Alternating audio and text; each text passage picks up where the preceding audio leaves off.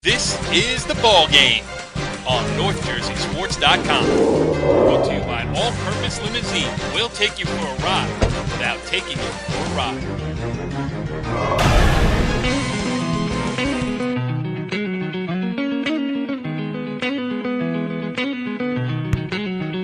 Back on the Ballgame, NorthJerseySports.com's original multimedia series. I am Corey Doviak, being joined by my partner, Richie Ballgame Barton. Richie B, what's going on? Not much. Just excited for the ballgame. So original, you had to say it twice. That's right. This is the original of the original multimedia series. This is our baby. This is the one we started with, and we're bringing it back out today because we have the guest of all guests that we've had through all our time doing these multimedia presentations here on NorthJerseySports.com as NJSIAA Executive Director Steve Timko will join us in an interview that you, Richie B, set up for us. Good job, pal. Hey, well, I do what I can. I mean, hey, anytime I cover a state final or a group final or a section final, he seems to be there. I figure, I might as well get him on the horn. Yeah, he's in a lot of our pictures, too. Yeah, he takes a lot of pictures at Timko, I tell you. Yeah, he really does. And he was kind enough to join us here. And just to set up what we're going to talk about in this interview here, if you're, clicking on here and expecting us to trap Steve Timko into saying some crazy things about how there really is a north-south bias and all these other things, we're just going to ask him questions that we have as not only a website that deals with North Jersey sports, but also as North Jersey sports high school fans. Yeah, no, absolutely. I mean, these are questions, we've always wanted to ask Timko. And yep. now we finally have a chance to do it. And, I look forward to some of the answers. All right, well, now we have the pleasure of welcoming in the executive director of the NJSIAA itself. He is Steve Timko. And Mr. Timko, thank you for giving us a shot here on the ballgame. No, it's my pleasure. It's always good to be on. Well, this is the first time for us. Our show is a little bit of lighter fare. We talk to coaches, athletes, players all around the state and stuff like that. We talk about what's going on the field. But since we do have the opportunity to get you on the phone here, I think there are a lot of questions, and we only deal with North Jersey. So all of these questions are going to come at you from a North Jersey perspective. Okay. And I think that the organization gets painted a little bit as a monolith, as if there's no human element to it. Obviously, we have you on the phone. You are the human element. So how much of policy is dictated by, one group at the NJSA, or is most of the stuff committee bound by, the participants, the athletic directors and everybody else? Well, it's interesting that you bring that up because I think for the most part, people think when a decision comes out of NJSIAA that it comes from either myself or the 6 directors that work here in the office, and that could not be further from the truth. Our Constitution and bylaws are made up by our 434 member schools. We interpret the rules and the regulations. As an example, on Monday morning, December the 2nd, we'll have probably one of the biggest votes that we've had in a while that'll deal on changing our Constitution and bylaws from getting rid of the statement saying sectional championships and put in the statement to have an overall group champion. Now, a lot of people are saying that's NJSI. They put that in, A, because they want to make more money, B, because they think it's the best thing for football, C, D, E, etc. But that resolution came from a member school or a conference, and it was the Big North Conference in North Jersey. That came, it went in front of our program review committee, it passed, it went in front of our executive committee and passed, and then it went around to 5 sectional meetings, and there were some additions and revisions that were made to that as a result, but that wasn't an NJSI initiative. It was an initiative from a member school, like all of our rules and regulations. We don't make the rules and regulations, we just interpret them. Wow, that is a great answer because I think that answers a lot of listen, you heard it right here. It's not Steve Timko that is telling you what you're going to do as part of the NJSIAA. It is a group design. So certainly, but let me ask you from a personal standpoint, as a guy who you have access to all of the information. How do you feel about the proposal to play down to one state champion? Well, me personally, I'll leave that up to the membership, because as soon as I say I think that's the way to go, then they're going to say, well, see, this is what Steve Timko wanted. Right. And quite frankly, the way the vote comes out will be the way that the vote comes out. There are a lot of pros to it. We're one of 2 states that does not play down to a group championship. Right. Okay. But listening to some of the people who may not feel that this is a good proposal, a lot of those comments include coming back earlier, starting on Labor Day or before Labor Day, bringing your bands in, bringing the cheerleaders in, bringing different people in, their contract issues, etc. Then there are the purists of football saying this is the best thing that could happen in New Jersey for football. Right. So when people start saying that this is a proposal for money for NJSIA, we didn't have anything to do with bringing it up in the first place. Right. But you will take the money if it is so offered. I think it'll be an interesting vote. Yeah, I do too. What I think will make it the most interesting is this requires a 2/3 vote to pass of those voting. If it were a majority vote, then I'd say there was a pretty good chance that this might pass. Right. Or that it would pass.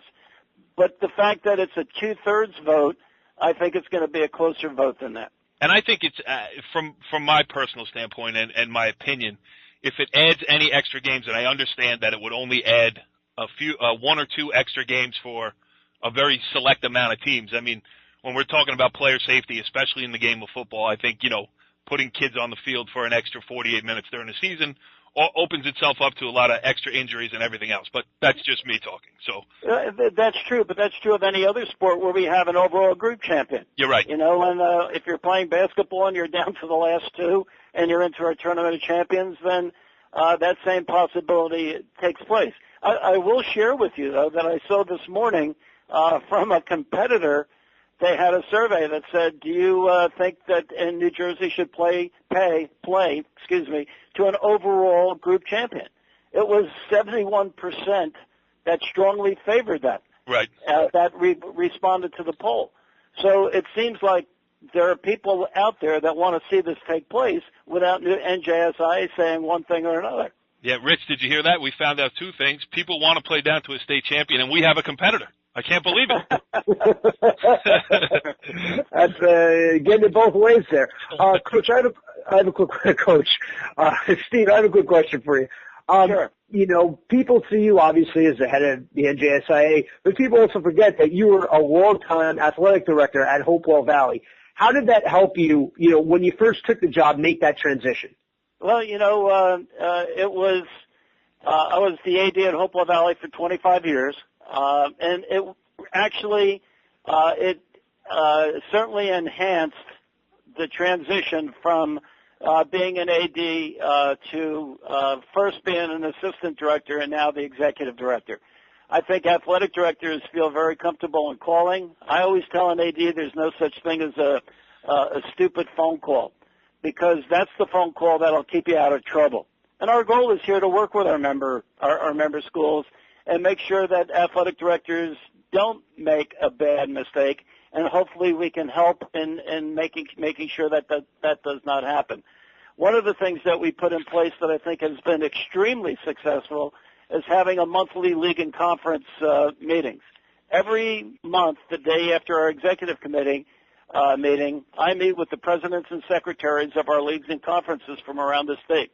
We review everything that was discussed from the executive committee, the votes that took place, the committee meetings that are out things were discussed, and then we hear any of the issues that are coming from our conferences. And what that does is give both sides chance to vent what they perceive as problems and what we perceive as problems, and then we jointly work and see how we can come up with an answer for it. So I think that's one of the better things that we've put in place in the last 2 or 3 years. Okay, yeah, it's a good one too. Let me ask you this: what is foremost in terms of long-range planning for the NJSIA? I mean, what's consuming your time as far as planning for the future? Anything?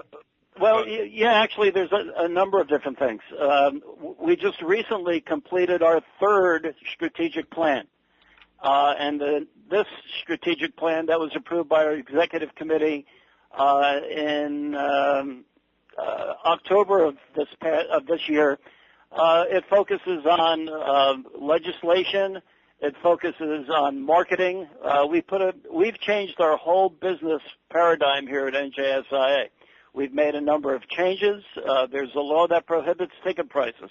You don't hear me talking about ticket prices anymore. We deal with the law that's out there, and we've made multiple adjustments to make sure that the association continues to thrive without impacting on any sports that impacts on kids. That's been what I think I actually feel the best about, is that any of the cuts that we've made here as an association to deal with costs associated that we'd normally receive through revenue through ticket prices has not impacted on any of the championship sports that we offer. We offer 32 championship sports. That's number one in the country. We have 270,000 student athletes. We're the 8th largest student athlete participation in the country.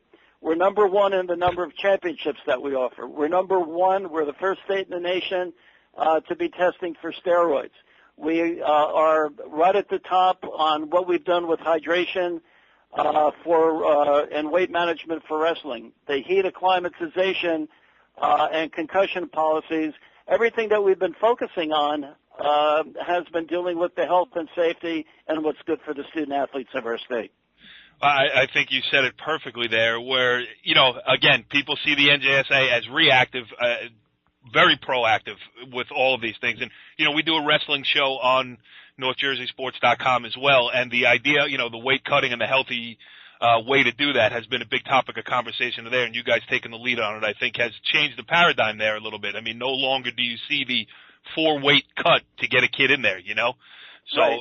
That certainly has been a great piece of planning by you guys as well. Richie, you got another question?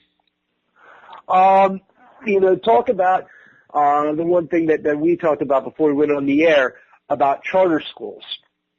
And charter schools, how they've kind of popped up all over the place, and it's forced some Group 1s up to Group 2s and so on and so forth. Do you see that as an issue moving forward? I don't know if I understood the last part of your question. I think what he's trying to say is that, and again, correct us if we're wrong, because this is stuff we hear standing around the fields where, we cover a lot of Group 1, small school, soccer, other sports as well. You get these charter schools now that gain entry and begin playing varsity sports, and does that affect, when a charter school comes in, does that push maybe another Group 1 school up to a Group 2? And just because I'm a Leonia High School graduate, Leonia High School soccer this year moved from Group 1 up to Group 2 in the state playoffs. Is that a result of the charter schools, or are the charter schools presenting a problem, or what kind of issues do you have as they come online here with varsity sports? Okay, and I think I do understand. If a school has enrollment below 150, they're all going to be in a Group 1 anyway. If they have enrollment above 150, then yes, there's the potential for schools to move up. And what you have to remember is a lot of our sports are sports specific. Let's use football. Let's use wrestling. You could be in a regular classification, a Group 3 school. In football, there's only like 304 schools in our of the total membership that have programs. And when you divide those in quarters, you may be a 3 in the regular classification. You may be a 2 in football. You may be a 2 and actually being in a different part of the state for wrestling, because with the northing numbers that we've used to determine location, the northing numbers go from north to south, and then they're divided into quarters. So you could be a North 2, Group 2 one year and be a Central Jersey Group 2 the next year, depending. Gotcha. So it's really quite interesting. And if I can digress for 1 second, the old way we used to do it, the old way we did it was by counties. And I think this is probably the best way to describe it. I grew up in South Plainfield, okay, which is Middlesex County, and Middlesex County was Central Jersey. Right next to it, a couple miles down the road, is Plainfield, and Plainfield is Union County. And then above Plainfield was Watchung, and Watchung is Somerset County, and also Central Jersey. So when you look at why would Watchung, who's north of Plainfield and South Plainfield, be a Central Jersey school, where Plainfield, which is Union County, was considered to be a North 2 program. So we had to get those things straightened out. The other thing which caused schools to move were, in the old system, in North 1 there were like 78 schools or 76 schools. In North 2 there may have been 80 schools. In Central Jersey it was 82. In South Jersey it was 92. So the people in South Jersey were playing more games to get to the same championship that they were, that people in North 1 and North 2 were playing with less teams. So we had to balance that part up. So we think we've done that with this system, and at least the member schools now know if they follow their enrollments and they follow where they are currently located, they have a pretty good chance of determining where they're going to be for the following year. A lot of our schools have asked in the last meeting whether or not our alignment can last for 2 years. That would, again, have to come from the membership to change our constitution and bylaws to make that happen. Steve Timko can't say, yeah, it sounds like a good idea. I think we're going to do that. But, so it sounds like it's more nimble now, is what you're saying. That's correct. Yeah. Okay.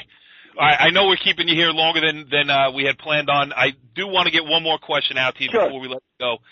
What is your view, you could take it as the Steve Timko view or the NJSI view, of the uber parochials now on football? I mean, now, we're going into a decade of this. We've had a chance to digest the fact that, they're playing for something bigger. A lot of these, especially, again, we're North Jersey-centric, so when you talk about a Don Bosco Prep, a Paramus Catholic, Bergen Catholic, St. Joseph, we have them all here in our backyard. Right.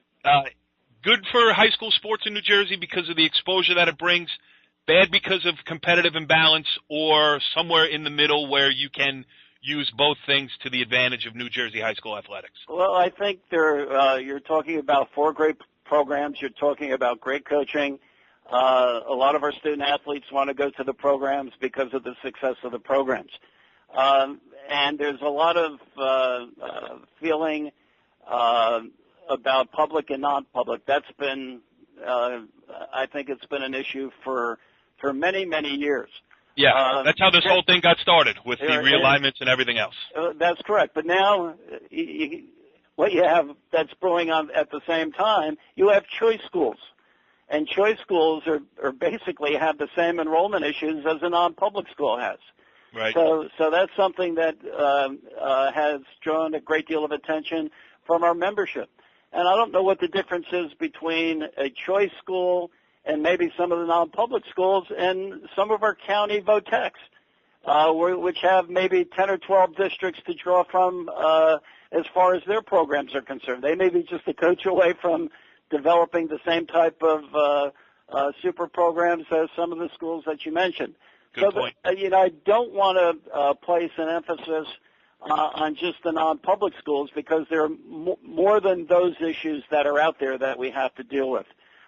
So we'll take the cases as they come, and I probably didn't give you the answer that you're looking for, but I think we are aware of the different situations that are there, and we'll deal with them as they come forward to our office. Yes. Okay. Now, from just a selfish standpoint, Rich Barton and I have a couple of requests for you. Sure. Go ahead. Can we make soccer teams all put numbers on the front of their jerseys, please? We are photographers. We go back to the office. We try to figure out who is who, and we have no idea. Can we put that on the front burner? But you know what? Again, that's not an NJSIA rule. Well, that's the National Federation rule, and New Jersey is a 100% state. We follow all National Federation rules. All right, give me that guy's number. I'm getting him on the phone next. I know who it is, but I won't tell you. And the other one is, please, can we move?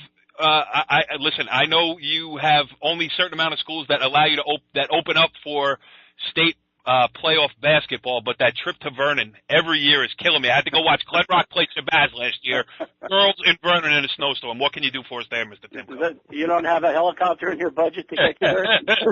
I don't know. This is a good interview. We may pick up some additional sponsorships here. There you go. I wish I could help you with that, but those are we appreciate schools like Vernon and all of our member schools that open their facilities up. If you remember, I was, as an assistant director, I had to go out and find 20 neutral sites for soccer when we were playing the sectional championships at neutral sites. Now we've changed that to go to the side of the higher seed. I mean, and that was usually taking place during the teachers' conference. So when you have schools now that are hosting it, they know they're going to host it. You know the facility is going to be ready. You know the AD and the staff is going to be ready to host it. It's far different than when you were relying on other people to take time out of their lives to help you out. And we have so many of those people. Our ADs are the best ADs in the country. There's no doubt in my mind. Hardest working group of guys. And they really are, and I know that, and I can speak to that from my own history. If you need help and you need a problem solved, all you have to do is pick up the phone and call another AD. It's probably the best fraternity that's out there. Yeah. And I think our working relationship, in order to make it to continue to flourish as it has been, to keep the lines of communication open. And that's what my primary goal is. Steve Timko, the executive director of the NJSIAA, kind enough to take some time out of his busy schedule to join us here on the Ballgame. We certainly thank you. We learned a lot of things in this interview, and the number one thing that I learned, especially as a North Jersey guy, is there's someplace called Hopewell Valley. That's correct. It's a great school district in Mercer County, and I enjoyed the 25 years that I was there. Coach Timko, thank you very much for joining us here. You really made our day, and now that we have your phone number, we will be calling again. Nice talking to you guys, too. Thank you very much for having me on. Richie B., home run, pal. Steve Timko was great on the show here. Oh, yeah. I mean, he tells it like it is, and he's very, methodical about what he has to say. Yep. And he's a sharp guy. And he is the NJSIAA, has them going in the right direction. I mean, obviously, they've had some bumps in the road, but, they've stayed the course. They're about high school sports. They're about, promoting high school athletes, and they do it in the right way. Yeah, he either tells it like it is or he tells you why he can't tell it like it is, and I can certainly respect that as well. And I think, again, I hate to bring up the name Dennis Nelson on these podcasts, but because he does such a good job as the Riverdale AD. He is the Big North liaison to the NJSIAA. He's always coming up with ideas. A guy like that, the NJSIAA could see as a threat. Like, what's this guy trying to do? And I think, to Timko's credit as the executive director, I mean, I think they're taking all of his suggestions in, and not just Dennis Nelson. I mean, he's just a prime example. There are other guys all over the place who are always trying to come up with ideas, and I think the NJSIAA has accepted the fact that these guys are trying to make New Jersey high school sports better. That's where they're coming from. It's a place of, for lack of a better term, it's a place of love, not of acrimony. No question about it. And that's why I asked the question about, Timko being an AD for 25 years, because, he was once one of those guys. Yep. And now, he gets to see it from another perspective. And he also, can, rally around the other ADs saying, hey, we're not trying to, get on you or sort of witch hunt of some kind. We're all trying to promote it. Let's do it together. How can we compromise? Absolutely. So this was a great addition. At least I enjoyed it. I don't know if anybody else will, but we will certainly be looking for some reaction. And if you want to give us some, hit us up on Twitter at NJSCom and let us know what you thought of this interview. We'll certainly keep this type of stuff in mind as we move forward. I have an idea for an AD's roundtable between seasons that's also in the planning stage as well. But, Richie B., good job, and let's do this again, shall we? Oh, can't wait. Follow the leader.